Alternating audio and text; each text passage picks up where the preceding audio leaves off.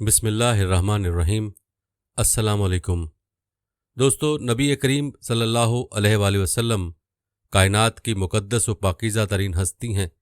جو شخص ایمان کی حالت میں آپ کی تھوڑی دیر کی بھی صحبت اختیار کر لیتا ہے اور ایمان پر ہی اس کا خاتمہ ہوتا ہے تو صحبت کی برکت سے اس کا شمار بھی دنیا کی بہترین ہستیوں میں ہونے لگتا ہے۔ یہ رسول اللہ صلی اللہ علیہ وآلہ وسلم کی ذات بابرکات کی بے مثل خصوصیات میں سے ایک خصوصیت ہے۔ پیارے دوستو، یاد رہے کہ اہل بیت کا احترام کرنا اور ان سے محبت اور عقیدت رکھنا ہر مسلمان کے ایمان کا جزو ہے، اور ان سے بغض و عداوت رکھنا اور ان کو ادنا درجہ میں بھی ایذا پہنچانا خدا اور رسول کی ناراضگی کا سبب ہے۔ ہم آپ کو آل بیت کی شان کے حوالے سے مختلف روایات بھی بتائیں گے اور یہ بھی بتائیں گے کہ خلفائے راشدین اور اللہ والوں نے اہل بیت کے ساتھ کیسی محبت فرمائی۔ لیکن پہلے آپ کو ایک واقعہ سناتے ہیں کہ جس میں آل رسول صلی اللہ علیہ وآلہ وسلم کی قدر کرنے والوں کا ذکر ہے۔ کہتے ہیں ہرات میں ایک سید خاندان تھا، خاوند کا انتقال ہو گیا تو بیوہ فاقوں سے مجبور ہو کر سمرقند ہجرت کر گئیں۔ سمرقند اس وقت متمدن شہر تھا۔ خاتون اپنی بچیوں سمیت سمرقند پہنچی تو لوگوں سے پوچھا یہاں کوئی سخی ہے؟ معلوم ہوا شہر میں ایک مسلمان اور ایک مجوسی یعنی آتش پرست بہت سخی ہیں۔ انہوں نے سوچا کہ مسلمان کے پاس جاتی ہوں۔ جب وہ مسلمان کے پاس پہنچی اور اپنا معاملہ بتایا کہ میں آل رسول سے ہوں، میرا خاوند فوت ہو گیا اور میں بہت مجبور ہو کر یہاں آئی ہوں، تو اس نے کہا کہ کوئی سند دکھاؤ، یہاں تو ہر کوئی کہتا ہے کہ میں سید ہوں، آل رسول ہوں۔ خاتون نے کہا کہ میں بہت مشکلیں اٹھاتی یہاں تک پہنچی ہوں، مسافر ہوں، سند کہاں سے دکھاؤں؟ خاتون اس سے مایوس ہو کر آتش پرست مجوسی کے پاس گئیں اور اسے کہا کہ میں مسلمانوں کے رسول کی اولاد میں سے ہوں، مجھے کوئی ٹھکانہ چاہیے۔ آتش پرست نے اس سید زادی کو ٹھکانہ دے دیا۔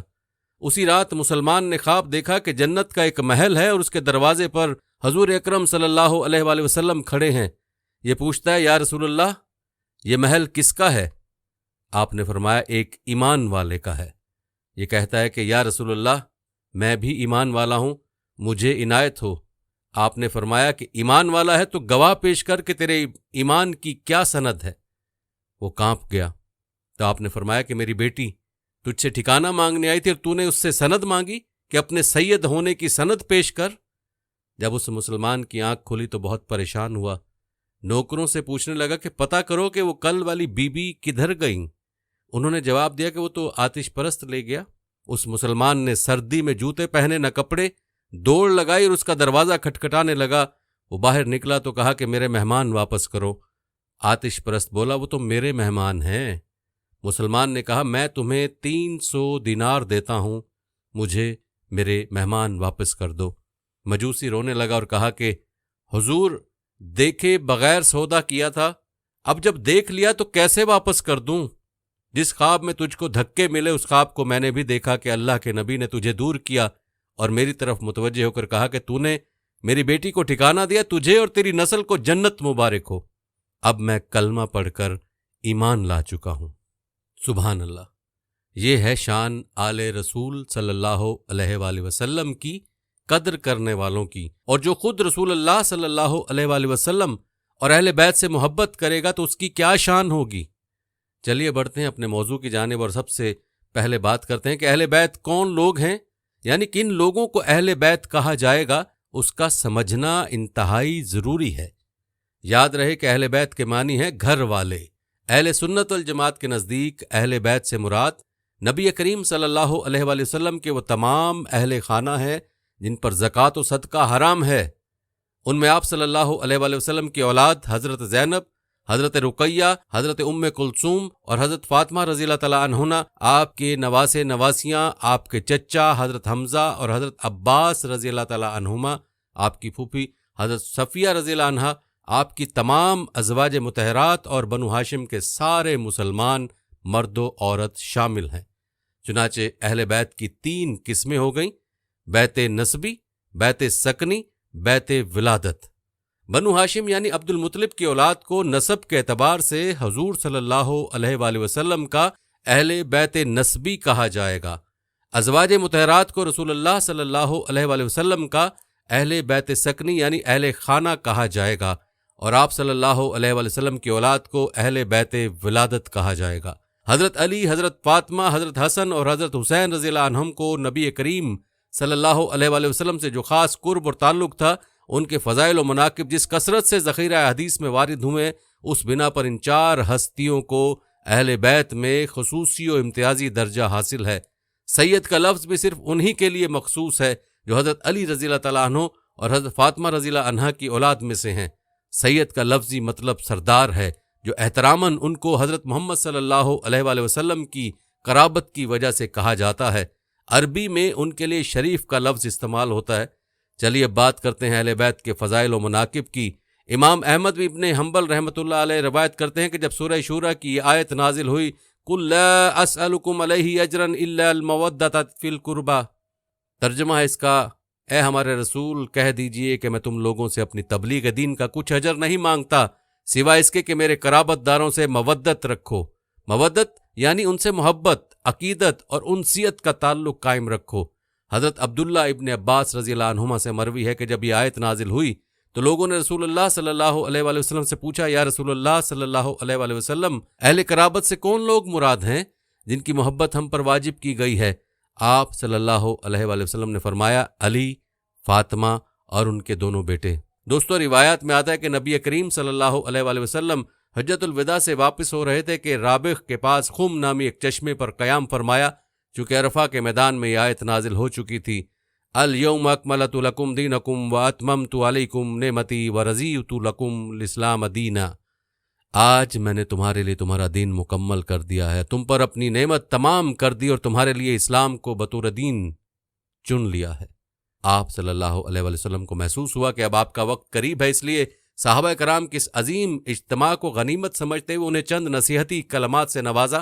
ان میں دو اہم باتیں یہ تھیں، آپ نے فرمایا، لوگو، میں تمہارے لیے دو بھاری چیزیں چھوڑ رہا ہوں، ان میں پہلی چیز کتاب اللہ ہے جس میں ہدایت اور روشنی ہے، اس لیے تم اللہ کی کتاب کو مضبوطی سے تھام لو۔ پھر فرمایا، دوسری عظیم چیز میرے اہل بیت ہیں، میں تمہیں اہل بیت کے بارے میں اللہ کی یاد دہانی کراتا ہوں، میں تمہیں اپنے اہل بیت کے بارے میں اللہ تعالیٰ کی یاد دہانی کراتا ہوں، میں تمہیں اپنے اہل بیت کے بارے میں اللہ تعالیٰ کی یاد دہانی کراتا ہوں۔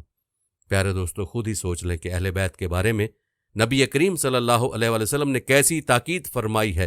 قرآن پاک میں ارشاد باری تعالیٰ ہے کہ جب سور پھونکا جائے گا اس دن نہ آپس کے رشتے رہیں گے نہ آپس کی پوچھ گچھ، اور اس پر نبی کریم صلی اللہ علیہ وسلم کا فرمان ہے کہ قیامت کے دن ہر واسطہ اور نسبی تعلق ختم ہو جائے گا، البتہ میرا واسطہ اور نسبی تعلق قائم رہے گا۔ روایات میں آتا ہے کہ ایک مرتبہ امیر المومنین حضرت علی رضی اللہ تعالیٰ عنہ کی بہن حضرت ام ہانی رضی اللہ عنہا کی بالیاں پردے سے ظاہر ہو گئیں، اس پر ان سے کہا گیا، محمد رسول اللہ صلی اللہ علیہ وسلم تمہیں نہ بچائیں گے۔ وہ خدمت اقدس میں حاضر ہوئیں اور حضور اقدس صلی اللہ علیہ وسلم سے یہ واقعہ عرض کیا۔ آپ نے ارشاد فرمایا، کیا حال ہے ان لوگوں کا جو زعم کرتے ہیں کہ میری شفاعت میرے اہل بیت کو نہ پہنچے گی؟ بے شک میری شفاعت ضرور قبیلہ ہائے و حکم کو بھی شامل ہے، یعنی دور دور کی قرابت داری تک میری شفاعت پہنچے گی۔ ایک مرتبہ حضور صلی اللہ علیہ وآلہ وسلم کی پھوپھی حضرت صفیہ بنت عبد المطلب رضی اللہ تعالیٰ عنہ اپنے باپ کی یاد میں بلند آواز سے رو دیں تو ان کے اس عمل کو برا سمجھ کر ان سے بھی ایسا ہی کہا گیا کہ محمد صلی اللہ علیہ وآلہ وسلم کی قرابت اللہ کے یہاں کچھ کام نہ دے گی۔ حالانکہ حضور صلی اللہ علیہ وسلم کا ارشاد ہے کہ کیا ہوا ان لوگوں کو جو میری قرابت نافع نہیں بتاتے، ہر رشتہ و علاقہ قیامت کے دن منقطع ہو جائے گا مگر میرا رشتہ تعلق کے دنیا و آخرت میں جڑا رہے گا۔ اور ایک موقع پر 10 ہجری میں نجران کے عیسائیوں کا وفد رسول اللہ صلی اللہ علیہ وسلم کے پاس آیا، اسلام اور عیسائیت پر بحث و مباحثہ کرنے لگا۔ اس پر اللہ تعالیٰ نے سورہ آل عمران کی آیت نازل فرمائی جس کا ترجمہ ہے، اے ہمارے رسول آپ کہہ دیجئے کہ آؤ ہم اپنے بیٹے اور تمہارے بیٹے اور اپنی عورتیں اور تمہاری عورتیں اور اپنی جانیں اور تمہاری جانیں بلائیں، پھر سب التجا کریں اور اللہ کی لعنت بھیجیں ان پر جو جھوٹے ہوں۔ اس آیت کو آیت مباہلہ کہا جاتا ہے۔ مباہلہ یہ ہونا تھا کہ عیسائی اور مسلمان دونوں اپنے اہل و عیال لے آئیں اور ایک دوسرے پر بد دعا کریں، اگر دوسرے کا مذہب جھوٹا ہے تو وہ ہلاک ہو جائیں۔ آپ صلی اللہ علیہ وسلم نے حضرت علی، حضرت فاطمہ اور حضرات حسن اور حسین رضی اللہ عنہم کو بلا کر فرمایا یا اللہ یہ میرے اہل ہیں۔ جب عیسائیوں نے ان نفوس قدسیہ کو دیکھا تو آپس میں مشورہ کیا کہ اگر یہ نبی ہیں تو ہم ہلاک ہو جائیں گے، اور یہ بھی کہا کہ یہ ایسے چہرے ہیں کہ اگر اللہ کے نام پر قسم کھا لیں کہ وہ پہاڑوں کو سرکا دے تو وہ ضرور سرکا دے گا۔ آخر کار وہ مباہلہ کرنے کی بجائے آپ سے صلح کر کے چلے گئے۔ پیارے دوستو، ایسے بہت سے مواقع ہیں جن میں اہل بیت کی شان کا تذکرہ ہے۔ حجۃ الوداع سے واپسی پر مکہ مکرمہ اور مدینہ منورہ کے درمیان غدیر خم نامی مقام پر کچھ لوگوں نے حضور صلی اللہ علیہ وآلہ وسلم سے حضرت علی رضی اللہ تعالیٰ عنہ کے کچھ فیصلوں سے متعلق شکایت کی۔ اس پر آپ صلی اللہ علیہ وآلہ وسلم نے یہ ارشاد فرما کر حضرت علی کے فیصلوں کو درست قرار دے دیا کہ من کنت مولا فعلی مولا، جس کا میں مولا ہوں اس کا علی مولا ہے۔ یاد رہے کہ یہاں مولا سے مراد دوست، محبوب یا سردار کی ہیں، لہذا حدیث کا مطلب یہ ہوا کہ جو مجھے اپنا دوست اور محبوب سمجھتا ہے اس پر لازم ہے کہ وہ علی سے بھی محبت رکھے، یا جو مجھے اپنا آقا اور سردار سمجھتا ہے اسے چاہیے کہ وہ علی کو بھی اپنا آقا اور سردار سمجھے اور ان کی اطاعت کرے۔ حضرت عمران بن حسین رضی اللہ تعالیٰ عنہ سے روایت ہے کہ رسول اللہ صلی اللہ علیہ وسلم نے ارشاد فرمایا کہ میں نے اپنے رب سے مانگا کہ میرے اہل بیت میں سے کسی کو دوزخ میں نہ ڈالیں، تو اللہ نے میری مراد پوری فرمائی۔ اسی طرح حضرت انس بن مالک رضی اللہ تعالیٰ عنہ سے روایت ہے کہ رسول اللہ صلی اللہ علیہ وآلہ وسلم نے ارشاد فرمایا میرے رب نے مجھ سے وعدہ فرمایا کہ میرے اہل بیت میں سے جو شخص اللہ تعالیٰ کی وحدانیت اور میری رسالت پر ایمان لائے گا اسے عذاب نہ فرمائے گا۔ ایک جگہ امیر المومنین حضرت علی مرتضیٰ رضی اللہ تعالیٰ عنہ سے روایت ہے کہ رسول اللہ صلی اللہ علیہ وآلہ وسلم نے ارشاد فرمایا اے علی، سب سے پہلے جو 4 جنت میں داخل ہوں گے ان میں سے ایک میں ہوں، اور تم اور حسن و حسین اور ہماری ذریتیں ہمارے پس پشت ہوں گی۔ اور امیر المومنین حضرت علی سے روایت ہے کہ رسول اللہ صلی اللہ علیہ وسلم نے ارشاد فرمایا کہ سب سے پہلے میرے پاس حوض کوثر پر آنے والے میرے اہل بیت ہیں اور میری امت سے میرے چاہنے والے۔ اسی طرح ام المومنین حضرت عائشہ صدیقہ رضی اللہ تعالی عنہا سے روایت ہے کہ رسول اللہ صلی اللہ علیہ وآلہ وسلم نے ارشاد فرمایا 6 شخص ہیں جن پر میں نے لعنت کی، اللہ انہیں لعنت کرے، اور ہر نبی کی دعا قبول ہے، کتاب اللہ میں بڑھانے والا، تقدیر الہی کے جھٹلانے والا، جو ظلم کے ساتھ تسلط کرے کہ جسے خدا نے ذلیل بنایا اسے عزت دے، اور جسے خدا نے معزز کیا اسے ذلیل کرے، اور حرم مکہ کی بے حرمتی کرنے والا، اور میری عطرت یعنی میرے متعلقین کی ایذا و بے تعظیمی روا رکھنے والا، اور جو سنت کو برا ٹھہرا کر چھوڑ دے۔ ایک اور حدیث میں حضرت بدر ختمی رضی اللہ تعالیٰ عنہ سے روایت ہے کہ رسول اللہ صلی اللہ علیہ وآلہ وسلم نے ارشاد فرمایا جسے پسند ہو کہ اس کی عمر میں برکت ہو اور خدا اسے اپنی دی ہوئی نعمت سے بہرہ مند کرے تو اسے لازم ہے میرے بعد میرے اہل بیت سے اچھا سلوک کرے، جو ایسا نہ کرے اس کی عمر کی برکت اڑ جائے اور قیامت میں میرے سامنے کالا منہ لے کر آئے۔ اسی طرح حضرت ابو سعید خدری رضی اللہ تعالیٰ عنہ سے روایت ہے کہ رسول اللہ صلی اللہ علیہ وآلہ وسلم نے ارشاد فرمایا بے شک اللہ عز و جل کی 3 حرمتیں ہیں، جو ان کی حفاظت کرے اللہ تعالیٰ اس کے دین و دنیا محفوظ رکھے، اور جو ان کی حفاظت نہ کرے اللہ تعالیٰ اس کے نہ دین کی حفاظت فرمائے نہ دنیا کی۔ ایک اسلام کی حرمت، دوسری میری حرمت، تیسری میری قرابت کی حرمت۔ پیارے دوستو، معلوم ہوا کہ سادات کرام اور علماء کی تحقیر کفر ہے۔ جس نے عالم کی تصغیر کر کے اویلم کہا یا الوی کو علیوی تحقیر کی نیت سے کہا تو اس نے کفر کیا۔ دوستو، یہ تھیں چند روایات کہ جن میں اہل بیت کے فضائل و مناقب اور ان کے مقام کا تذکرہ تھا۔ چلیے اب مختصراً تذکرہ کرتے ہیں رسول اللہ کی اپنی اولاد سے محبت و شفقت کے بارے میں۔ یاد رہے کہ آپ صلی اللہ علیہ وآلہ وسلم نے اپنی آل یعنی حضرت علی، حضرت فاطمہ اور حسن حسین رضی اللہ عنہم سے نہ صرف خود محبت کی ہے بلکہ اپنی امت کو بھی ان سے محبت کرنے کی ترغیب دی ہے۔ حضرت فاطمہ سے متعلق آپ کا ارشاد گرامی ہے فاطمہ میرے جگر کا ٹکڑا ہے، جو چیز اسے تکلیف دیتی ہے وہ مجھے تکلیف دیتی ہے، جو چیز اسے تعب میں ڈالتی ہے وہ مجھے تعب میں ڈالتی ہے۔ اسی طرح ایک روایت میں حضرت علی رضی اللہ تعالیٰ عنہ نے فرمایا قسم ہے اس کی جس نے دانہ چیرا پھر اس نے گھاس اگائی اور جان بنائی۔ رسول اللہ صلی اللہ علیہ وسلم نے مجھ سے عہد کیا تھا کہ نہیں محبت رکھے گا مجھ سے مگر مومن اور نہیں دشمن رکھے گا مجھ سے مگر منافق۔ اور ایک حدیث پاک میں ہے حسین مجھ سے ہے اور میں حسین سے ہوں، اللہ اس سے محبت کرتا ہے جو حسین سے محبت کرتا ہے۔ ایک دوسری حدیث میں حضرت عبداللہ ابن مسعود سے روایت ہے کہ حضور نبی اکرم صلی اللہ علیہ وآلہ وسلم نے فرمایا جس نے مجھ سے محبت کی اس پر لازم ہے کہ ان دونوں یعنی حضرت حسن و حسین سے بھی محبت کرے۔ اور روایات میں آتا ہے کہ حضرت حذیفہ رضی اللہ تعالیٰ عنہ کو مخاطب کرتے ہوئے حضرت فاطمہ اور حسن و حسین کے بارے میں نبی کریم صلی اللہ علیہ وآلہ وسلم فرماتے ہیں یہ ایک فرشتہ تھا جو اس رات سے پہلے زمین پر کبھی نہیں اترا تھا، اس نے اپنے رب سے مجھے سلام کرنے اور یہ بشارت دینے کی اجازت مانگی کہ فاطمہ جنتی عورتوں کی سردار ہیں اور حسن و حسین اہل جنت کے جوانوں کے سردار ہیں۔ اسی طرح اسامہ بن زید رضی اللہ عنہما کہتے ہیں کہ میں ایک رات کسی ضرورت سے نبی اکرم صلی اللہ علیہ وآلہ وسلم کے پاس آیا، آپ صلی اللہ علیہ وآلہ وسلم نکلے تو آپ ایک ایسی چیز لپیٹے ہوئے تھے یعنی چادر میں جسے میں نہیں جان پا رہا تھا کہ کیا ہے۔ پھر جب میں نے اپنی ضرورت سے فارغ ہوا تو میں نے عرض کیا یہ کیا ہے جس کو آپ لپیٹے ہوئے ہیں؟ آپ نے اسے کھولا تو وہ حسن اور حسین رضی اللہ عنہما تھے جو آپ صلی اللہ علیہ وآلہ وسلم کے پہلو سے چپکے ہوئے تھے۔ پھر آپ نے فرمایا یہ دونوں میرے بیٹے اور میرے نواسے ہیں، اے اللہ میں ان دونوں سے محبت کرتا ہوں، تو بھی ان سے محبت کر اور اس سے بھی محبت کر جو ان سے محبت کرے۔ پیارے دوستو، یہ تمام روایات ایسی ہیں کہ جن سے واضح ہوتا ہے کہ آپ صلی اللہ علیہ وآلہ وسلم کو اہل بیت سے کس قدر محبت تھی۔ حضرت زید بن ارقم رضی اللہ عنہ سے روایت ہے کہ رسول اکرم صلی اللہ علیہ وآلہ وسلم نے حضرت علی، حضرت فاطمہ، حضرت حسن اور حضرت حسین رضی اللہ عنہم کے بارے میں ارشاد فرمایا کہ جو ان سے لڑے گا میں اس سے لڑوں گا اور جو ان سے مصالحت رکھے گا میں اس سے مصالحت رکھوں گا۔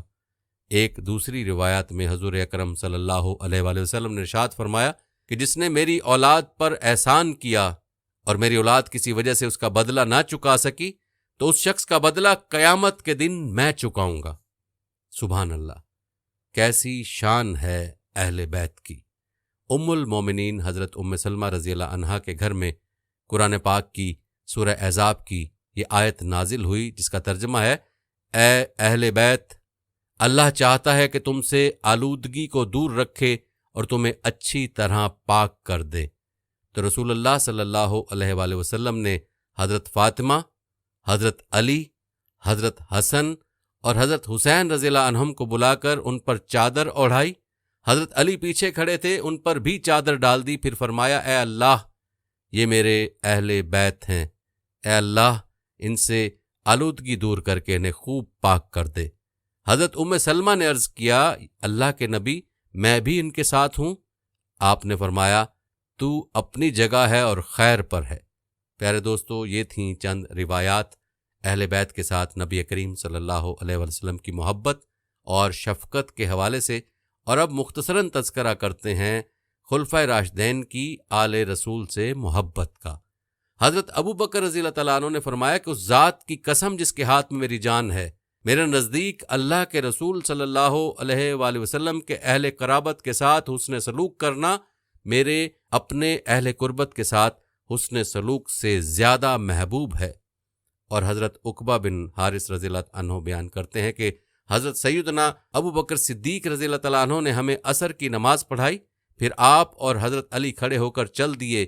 راستے میں حضرت حسن کو بچوں کے ساتھ کھیلتے ہوئے دیکھا تو حضرت ابو بکر رضی اللہ تعالیٰ عنہ نے انہیں اپنے کندھے پر اٹھا لیا۔ اور بات کی جائے حضرت عمر رضی اللہ تعالیٰ عنہ کی اہل بیت سے محبت کی تو حضرت عمر فاروق رضی اللہ تعالیٰ عنہ بھی اپنی اولاد سے زیادہ اہل بیت سے محبت فرمایا کرتے تھے اور ہر موقع پر ان کو فوقیت دیا کرتے تھے۔ ایک مرتبہ آپ نے مال غنیمت تقسیم فرمایا، حضرات حسنین رضی اللہ عنہما کو 1000 درہم دیے اور اپنے فرزند حضرت عبداللہ رضی اللہ تعالیٰ عنہ کو 500 درہم دیے۔ حضرت عبداللہ ابن عمر رضی اللہ تعالیٰ عنہ نے کہا کہ میں حضور صلی اللہ علیہ وسلم کے عہد مبارک میں جوان تھا اور آپ کے ساتھ جہاد کیا کرتا تھا۔ اس وقت یہ دونوں بچے تھے اور مدینہ منورہ کی گلیوں میں کھیلا کرتے تھے، آپ نے ان کو 1000 درہم دیے اور مجھے 500 درہم دیے۔ حضرت عمر رضی اللہ تعالیٰ عنہ نے فرمایا بیٹا پہلے وہ مقام اور فضیلت تو حاصل کرو جو ان حضرات کو حاصل ہے، پھر 1000 درہم کا مطالبہ کرنا۔ ان کے باپ علی، ماں فاطمہ، نانی خدیجہ اور نانا رسول اللہ صلی اللہ علیہ وآلہ وسلم ہیں۔ یہ سن کر حضرت عبداللہ رضی اللہ تعالیٰ عنہ خاموش ہو گئے۔ روایت میں آتا ہے کہ 15 ہجری میں خلیفہ ثانی حضرت عمر نے اسلامی مملکت کے شہریوں کے لیے وظائف مقرر کرنے کے لیے دیوان ترتیب دیا۔ انہوں نے حضرت حسن، حضرت حسین، حضرت ابو ذر غفاری اور حضرت سلمان فارسی کا حصہ بدری صحابی جتنا یعنی 5000 درہم سالانہ رکھا، حالانکہ حسن و حسین بدر کے موقع پر پیدا بھی نہ ہوئے تھے۔ ایک موقع پر حضرت عمر نے صحابہ کرام کے بیٹوں کو کپڑے عطا فرمائے، مگر ان میں کوئی ایسا لباس نہیں تھا جو حضرت حسن اور حسین رضی اللہ عنہما کی شان کے لائق ہو، تو آپ نے ان کے لیے یمن سے خصوصی لباس منگوا کر پہنایا، پھر فرمایا اب میرا دل خوش ہوا ہے۔ اور روایت میں آتا ہے کہ جب حضرت عمر رضی اللہ تعالیٰ عنہ نے لوگوں کے وظائف مقرر فرمائے تو حضرات حسنین کے لیے رسول پاک صلی اللہ علیہ وسلم کی قرابت داری کی وجہ سے ان کے والد حضرت علی کے برابر حصہ مقرر کیا۔ دونوں کے لیے 5,000 درہم وظیفہ رکھا۔ اور دوستو، بات کی جائے حضرت عثمان رضی اللہ تعالیٰ عنہ کی اہل بیت سے تعلق و محبت کی، تو سیدنا عثمان رضی اللہ تعالیٰ عنہ جب فسادیوں کے نرغے میں گھر گئے جو انہیں قتل کرنا چاہتے تھے اور آپ اپنے گھر میں محصور ہو گئے، تو اس وقت حضرت حسن آپ کی دفاع کے لیے تلوار کے ساتھ موجود تھے اور لڑنا چاہتے تھے، مگر حضرت عثمان نے اپنی جان کو خطرہ ہونے کے باوجود اللہ کا واسطہ دے کر انہیں اپنے گھر بھیج دیا تاکہ ان کو کوئی تکلیف نہ پہنچے اور ان کی تکلیف کے باعث حضرت علی کو کوئی تکلیف نہ ہو۔ پیارے دوستو، یہ تھی محبت خلفائے راشدین کی اہل بیت کے ساتھ، اور اہل بیت کے ساتھ باقی صحابہ کی محبت بھی قابل فخر ہے، جس کا تذکرہ ہمیں کتب میں ملتا ہے۔ چند صحابہ کی آل رسول سے محبت کا تذکرہ کیے دیتے ہیں۔ سب سے پہلا تذکرہ کرتے ہیں حضرت عبداللہ بن مسعود رضی اللہ تعالیٰ عنہ کی محبت کا۔ آپ فرمایا کرتے تھے، اہل مدینہ میں فیصلوں اور وراثت کا سب سے زیادہ علم رکھنے والی شخصیت حضرت علی کی ہے۔ اور حضرت ابو ہریرہ رضی اللہ تعالیٰ عنہ فرماتے ہیں، میں جب بھی حضرت حسن رضی اللہ عنہ کو دیکھتا ہوں تو فرط محبت میں میری آنکھوں سے آنسو جاری ہو جاتے ہیں۔ اسی طرح ابو حازم رحمۃ اللہ علیہ بیان کرتے ہیں کہ ہم ایک جنازے میں تھے تو کیا دیکھا کہ حضرت ابو ہریرہ رضی اللہ عنہ اپنے کپڑوں سے حضرت حسین رضی اللہ تعالیٰ عنہ کے پاؤں سے مٹی صاف کر رہے تھے۔ دوستو، کیا شان تھی اہل بیت کی، اور ان کی حقیقی معنوں میں قدر تو یہی لوگ کر گئے ہیں جن کو نبی کریم صلی اللہ علیہ وآلہ وسلم کے ساتھ حقیقی محبت تھی۔ یاد رہے کہ جس سے کسی کو محبت ہوتی ہے تو اس کے قرابت داروں سے بھی اس کو ضرور محبت ہوا کرتی ہے، لیکن اہل بیت سے محبت کو تو اللہ کے نبی نے اللہ کے ساتھ محبت کہا ہے، اور ان سے محبت کی خود اللہ کے نبی نے تاکید فرمائی ہے۔ دوستو، آخر میں بات کرتے ہیں ائمہ اربعہ کے اہل بیت سے محبت کی۔ امام ابو حنیفہ رحمۃ اللہ علیہ اہل بیت سے اتنی شدید محبت اور تکریم کرتے تھے کہ لوگوں نے ان کو شیعہ ہونے کا طعنہ دیا۔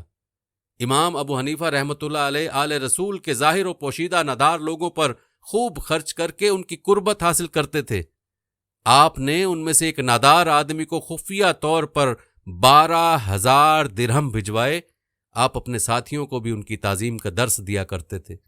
اور امام مالک رحمۃ اللہ علیہ کے دل میں بھی اہل بیت کے لیے بڑی تعظیم و تکریم تھی۔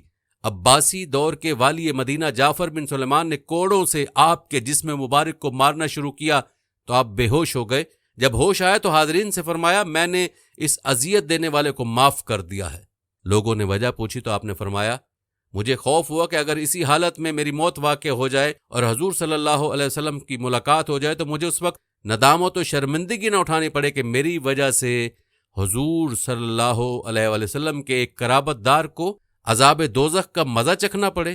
کتابوں میں آتا ہے کہ امیر منصور نے امام مالک کو قصاص دلانا چاہا تو امام صاحب نے فرمایا کہ خدا کی پناہ، کوڑے لگتے وقت جو کوڑا بھی میرے جسم سے علیحدہ ہوتا تھا، میں اسی وقت جعفر کو اس قرابت کی وجہ سے جو ان کو حضور صلی اللہ علیہ وسلم سے معاف کر دیتا تھا۔ پیارے دوستو، اہل علم ہی جانتے تھے کہ اللہ کے نبی کے قرابت داروں کا مقام کیا ہے، لیکن افسوس کہ آج کا مسلمان اہل بیت کی شان اور ان کے مقام سے غافل ہے۔ امام شافعی رحمۃ اللہ علیہ کے حوالے سے بات کی جائے تو امام ابن حجر مکی نے السوائق المحرکہ، امام الدمیاطی نے آنۃ الطالبین اور بہت سارے محدثین نے اہل بیت کی محبت کے وجوب کے باب میں امام شافعی رحمۃ اللہ علیہ کی ایک ربائی بیان کی ہے۔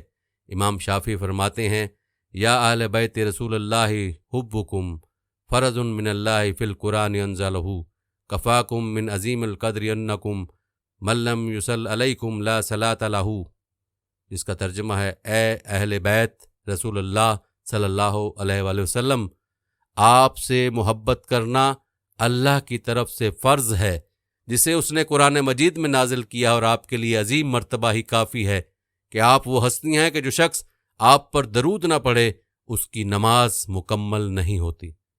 پیارے دوستو، ان اشعار میں امام شافعی نے اہل بیت رسول صلی اللہ علیہ وسلم کی محبت کو قرآن مجید کی طرف سے امت مسلمہ پر فرض ہونے کو بیان کیا، اور اس کی دلیل یہ دی ہے کہ من لم یصلی علیکم لا صلاۃ لہ، جو شخص نماز میں آپ صلی اللہ علیہ وسلم پر درود نہ پڑھے اس کی نماز نہیں ہوتی۔ گویا ہم پر اہل بیت کی محبت فرض کر دی گئی ہے۔ دوستو، اہل بیت کے فضائل دیکھتے ہوئے امام شافعی سمیت بیشتر علماء اس طرف چلے آئے ہیں کہ سادات کی تعظیم کرنا فرض ہے، اور ان کو برا بھلا کہنا، ان کی دل آزاری اور توہین کرنا حرام ہے۔ محبت اہل بیت کی وجہ سے امام شافعی کو بھی لوگ شیعہ اور رافضی کہتے تھے۔ آپ نے جواب میں فرمایا، اگر محبت اہل بیت کا نام شیعہ ہونا ہے تو مجھے یہ تہمت قبول ہے۔ اور ایک مرتبہ اہل بیت سے اپنی محبت کا اظہار اس طرح فرمایا کہ اگر آل رسول صلی اللہ علیہ وآلہ وسلم کی محبت کا نام رفض ہے تو دونوں جہاں گواہ رہیں کہ بے شک میں رافضی ہوں۔ امام صاحب کی اس بات سے معلوم ہوا کہ رافضیت میں اور اہل بیت کے ساتھ محبت کو مکس نہیں کرنا چاہیے۔ رافضیت حد سے تجاوز ہے، اور اہل بیت کے ساتھ محبت ہر مسلمان کے لیے لازم ہے، اس کے بغیر تو ایمان ہی مکمل نہیں ہے۔ اور دوستو، بات کی جائے امام احمد بن حنبل رحمۃ اللہ علیہ کی، تو آپ ہمیشہ اہل بیت کی تعظیم و تکریم کرتے تھے۔ جب کوئی اولاد اہل بیت سے ان کے پاس آتا تو اپنی جگہ سے اٹھ جاتے اور انہیں مقدم فرمایا کرتے اور خود ان کے پیچھے بیٹھتے تھے۔ پیارے دوستو، خلاصہ یہ ہے کہ اہل بیت کے ساتھ محبت کا تقاضا یہ ہے کہ ان کی اولاد کا احترام کیا جائے، کیونکہ نسبت بڑی چیز ہوتی ہے۔ یہاں آپ کو نبی کریم صلی اللہ علیہ وسلم کی اپنی اولاد سے تعلق سے جڑا ایک واقعہ سناتے ہیں، جسے شیخ الحدیث محمد زکریہ رحمۃ اللہ علیہ نے اپنی کتاب فضائل حج میں ذکر فرمایا ہے۔ فرماتے ہیں کہ خراسان کے رہنے والے ایک صاحب ہر سال حج کو جایا کرتے، اور جب مدینہ طیبہ حاضر ہوتے تو سید طاہر علوی کی خدمت میں بھی نذرانہ پیش کرتے۔ ایک صاحب نے جو مدینہ ہی کے رہنے والے تھے، ان خراسانی سے ایک مرتبہ یہ کہا کہ تم طاہر علوی کو جو کچھ دیتے ہو وہ ضائع کرتے ہو، وہ اس کو گناہوں میں خرچ کر دیتا ہے۔ خراسانی نے اس سال طاہر صاحب کو کچھ نہ دیا، اور دوسرا سال بھی ایسے ہی گزر گیا کہ وہ اپنی عادت کے موافق جو کچھ لے کر آئے تھے وہ اہل مدینہ کو تقسیم کر گئے اور طاہر صاحب کو کچھ نہ دیا۔ جب تیسرے سال وہ حج کے ارادے سے اپنے گھر سے چلنے لگے تو حضور اقدس کی زیارت خواب میں ہوئی۔ حضور نے تنبیہ فرمائی کہ تو نے طاہر علوی کے بارے میں اس کے مخالف کی بات کا یقین کر لیا، اور جو تو اس کو دیا کرتا تھا وہ بند کر دیا۔ ایسا نہ کرنا چاہیے، جو وظیفہ اس کا رکا ہوا ہے وہ بھی دو، اور آئندہ جب تک جاری رکھ سکو بند نہ کرو۔ وہ خراسانی بہت خوف زدہ نیند سے اٹھے اور ایک تھیلی علیحدہ ان کے نام کی جس میں 600 اشرفیاں تھیں اپنے ساتھ لے لیں، اور جب مدینہ منورہ حاضر ہوئے تو سب سے پہلے سید طاہر علوی کے مکان پر پہنچے۔ وہاں محفل بھر رہی تھی۔ علوی صاحب نے ان خراسانی کا نام لے کر کہا کہ اگر تم کو حضور اقدس صلی اللہ علیہ وآلہ وسلم ارشاد نہ فرماتے تو تم مجھ تک نہ آتے۔ تم نے میرے بارے میں اللہ کے دشمن کی بات کا یقین کر لیا اور اپنا معمول بند کر لیا۔ جب حضور صلی اللہ علیہ وسلم نے ملامت فرمائی اور حکم فرمایا کہ 3 سال وظیفہ دو جب لے کر آئے ہوں، یہ کہہ کر ہاتھ پھیلا اور کہا لاؤ 600 اشرفیاں۔ یہ ساری بات سن کر خراسانی کو اور بھی دہشت ہوئی اور کہنے لگا کہ واقعہ تو سارا اسی طرح، مگر تمہیں اس سارے واقعے کی کس طرح خبر ہوئی؟ علوی نے کہا مجھے سارا حال معلوم ہے۔ پہلے سال جب تم نے کچھ نہ دیا تو اس سے میری معیشت پر اثر پڑا۔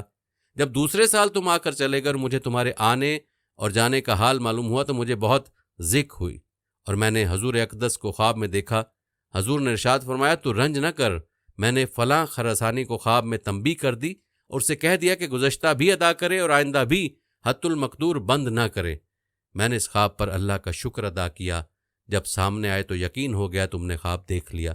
یہ سن کر خراسانی نے 600 اشرفیوں کی تھیلی نکالی اور ان کو دے کر ان کی دست بوسی کی اور کوتاہی کی معافی چاہی کہ میں نے تمہارے مخالف کی بات کا یقین کر لیا۔ سید سمہوری رحمۃ اللہ علیہ نے اس واقعے کو نقل کرنے کے بعد لکھا ہے کہ یہ طاہر علوی حضرت حسین کی اولاد میں سے ہیں۔ دوستو اب خود ہی اندازہ لگا لیں کہ آل محمد صلی اللہ علیہ وآلہ وسلم کی کیا شان ہے۔ پیارے دوستو، ہر مسلمان کو چاہیے کہ وہ آل رسول سے محبت کرے، اور اس سے محبت و تعظیم کا مطلب ہے ان کی سیرت و کردار کی تابندہ نقوش کو اپنانا اور ان کی محبت و عظمت کو اپنے دل میں رکھنا اور شرعی حدود کے مطابق ان کی تعظیم کرنا۔ قرآن و حدیث کی روح سے اہل بیت کی عزت و توقیر، ان کا احترام و تقدس اور ان سے محبت و عقیدت رکھنا ہر مسلمان کے ایمان کا جزو ہے۔ اللہ سے دعا ہے کہ اللہ پاک ہمیں اہل بیت کی حقیقی محبت اور آل رسول کا ادب و احترام کرنے والا بنائے، آمین۔ اللہ تعالیٰ آپ کو اپنی حفظ و امان میں رکھے، آمین۔